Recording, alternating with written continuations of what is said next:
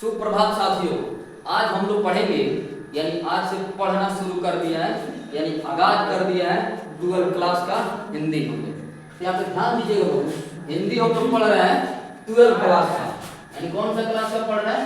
12वीं क्लास का, जो क्या होता है 100 नंबर का होता है, चाहे वो बिहार बोर्ड हो चाहे वो सीबीएसई बोर्ड हो। और 100 नंबर का आता है बाबू, आर्ट्स हो चाहे साइंस हो, यानी आपका स्ट्रीम क्या हो, साइंस स्ट्रीम हो चाहे आर्ट्स स्ट्रीम हो, यानी आप मैथ साइंस फिजिक्स पढ़ रहे हैं, हिंदी सिविक्स, फिर से हम इतिहास ज्योग्राफी आर्ट्स में पढ़ते हैं, यानी दोनों में आता है 100 नंबर का। तो हम लोग हिंदी को 3 भागों में बांट के पढ़ते हैं, या 3 भाग में बांटा जाता है। पहला भाग होता है बाबू गद्यखंड, यानी पहला क्या होता है गद्यखंड, दूसरा का होता है अपना पदखंड, और तीसरा का क्या होता है हिंदी व्याकरण। यानी इन तीनों को मिला के पढ़ते हैं तो हम लोग का 100 नंबर आता है। अब कोशिश करना है, हम लोग हिंदी पढ़ रहे हैं, 100 नंबर में कम से कम 95 नंबर तो लाना ही लाना है, यानी दबा के हिंदी में नंबर लाना है। अब यहाँ ध्यान दीजिएगा, हम लोग गद्यखंड किसे कहते हैं, पदखंड किसे कहते हैं, चाहे गद्य में हम लोग को क्या पढ़ना होता है, पद में क्या पढ़ना होता है, हम लोग एक एक करके जानेंगे। यहाँ ध्यान दीजिएगा, गद्य में हम लोग पढ़ते हैं, कहानी पढ़ते हैं, निबंध पढ़ते हैं, नाटक पढ़ते हैं या जिसको हम लोग ड्रामा बोलते हैं, उपन्यास भी पढ़ते हैं, जीवनी पढ़ते हैं। जीवनी किसको बोलते हैं, यानी अपने जीवन के बारे में, अपने जीवन दिनचर्या के बारे में, पूरा जीवनी के बारे में लिखते हैं। जैसे पंडित जवाहरलाल की जीवनी, महात्मा गांधी की जीवनी, एपीजे अब्दुल कलाम साहब की जीवनी, कुछ दिन में लोग मोदी जी की भी जीवनी पढ़ाएगा, यानी उनके जीवन के बारे में जो लिखा गया उसको। फिर क्या आता है संस्मरण, यानी जो हम लोग क्या स्मरण किया है। फिर आता है रेखा चित्र,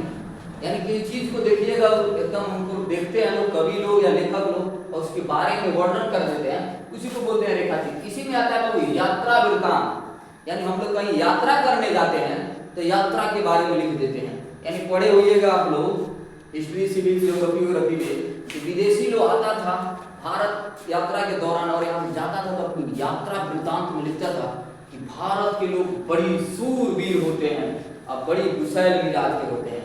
एक बार प्रेम से बात कीजिए तो अपना दिल निकाल के दे देंगे, और गुस्सा के कीजिएगा ना सही कर देंगे, समझ रहे ना। यहाँ देखिए बाबू, यात्रा वृत्तांत लिखते हैं। फिर एकांकिक होता है, जैसे ड्रामा टाइप का होता है कि एकदम पर्दा गिर गया, फिर पर्दा खुलता है, फलना आता है, चिल्ला आता है, उसमें होता है। फिर यहाँ देखिएगा आत्मकथा, नेहरू जी की पढ़े होइएगा आत्मकथा, यानी अपनी आत्मा की कथा लिखते हैं, अपने जो सोचते हैं उसको कथा के रूप में, कहानी के रूप में करते हैं।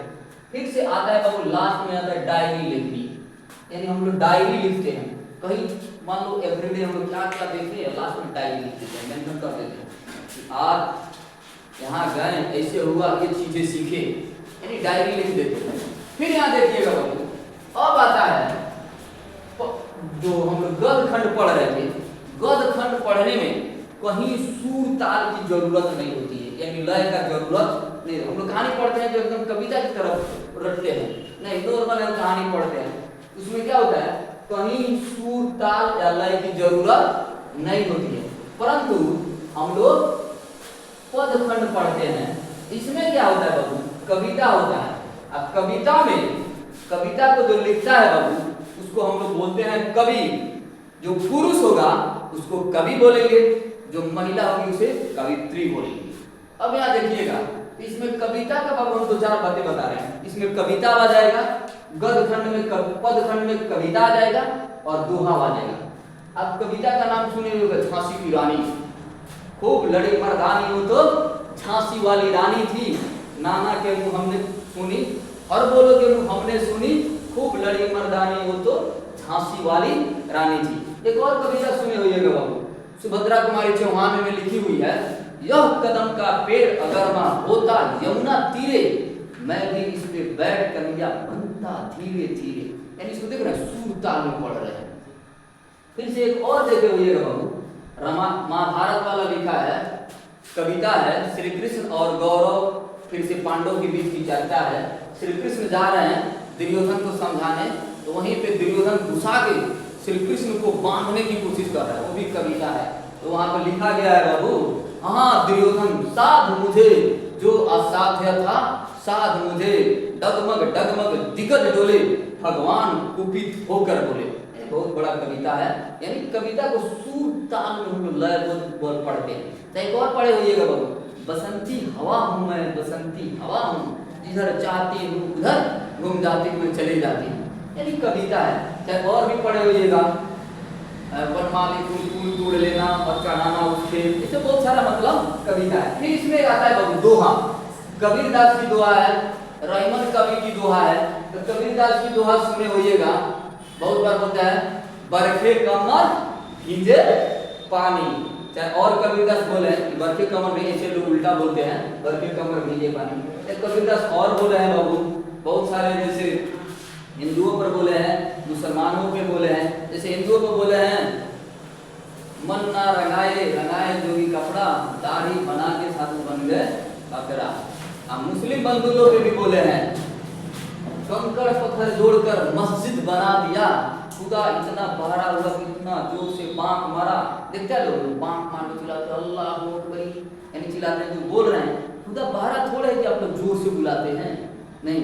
एक और आजकल देखे होइएगा बाबू, आजकल ट्रेंड में चल रहा है, वो हिंदू भाई एकदम पूजा करने जा रहे हैं पत्थर को, शंकर जी को, तो मुस्लिम बंधु बोल रहे हैं अच्छा पत्थर पूजने से भगवान मिले तो मैं पूजू पहाड़। हिंदू भाई क्या बोल रहे हैं, टोपी पहनने से खुदा मिले तो मैं ओढ़ूं तिरपाल। यानी क्या है, एक एक कटाक्ष किया गया है। लेकिन हम लोग धर्म पे नहीं जाएंगे, हम लोग पढ़ने लिखने वाले बच्चे हैं, तो हम लोग को धर्म से कोई मतलब नहीं है। हम लोग सारे भारतीय हैं, भारत की मिट्टी में रहते हैं, भारत की अन्न खाते हैं, भारत की पानी पीते हैं। तो सारी धर्म हम लोग आपस में, हिंदू मुस्लिम सिख ईसाई, आपस में सभी क्या है, भाई भाई हैं।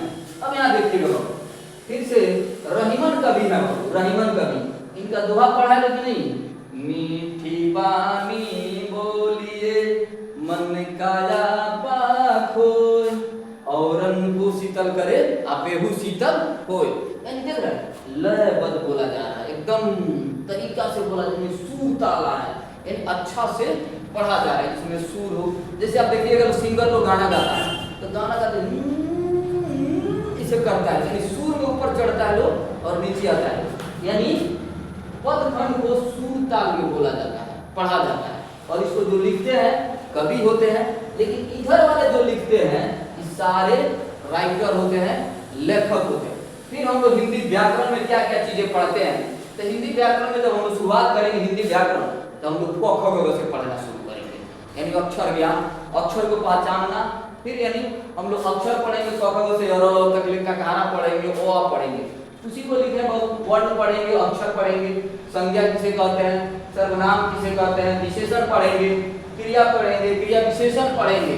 फिर यहाँ पे देखिएगा बाबू, पर्यायवाची शब्द पढ़ेंगे, विलोम शब्द पढ़ेंगे, संधि पढ़ेंगे, फिर संधि के प्रकार पढ़ेंगे, समास पढ़ेंगे, समास के प्रकार पढ़ेंगे, वाक्य की रचना पढ़ेंगे। फिर से आता है बाबू उपसर्ग पढ़ेंगे, प्रत्यय पढ़ेंगे।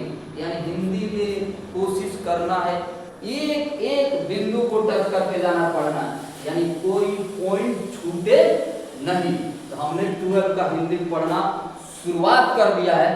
पहला हम लोग का लेसन होगा बातचीत। पहला लेसन क्या होगा हम लोग का, बातचीत, जिसके लेखक हैं बालकृष्ण भट्ट। यानी हम लोग चैप्टर शुरुआत करेंगे, यानी अब हम लोग आगे इसमें पढ़ेंगे कि गद्य खंड और पद खंड में क्या अंतर आता है। यानी हम लोग का सेकंड जो टॉपिक होगा, सेकंड हम लोग का वीडियो रहेगा, गद्य और पद में क्या अंतर है। फिर हम लोग का चैप्टर शुरू हो जाएगा, लेखक परिचय, और उसके बाद जो उनका लेखा हुआ चीज है उसमें पढ़ेंगे। तो हम लोग अगला वीडियो में मिलते हैं, तब तक के लिए धन्यवाद। जय हिंद।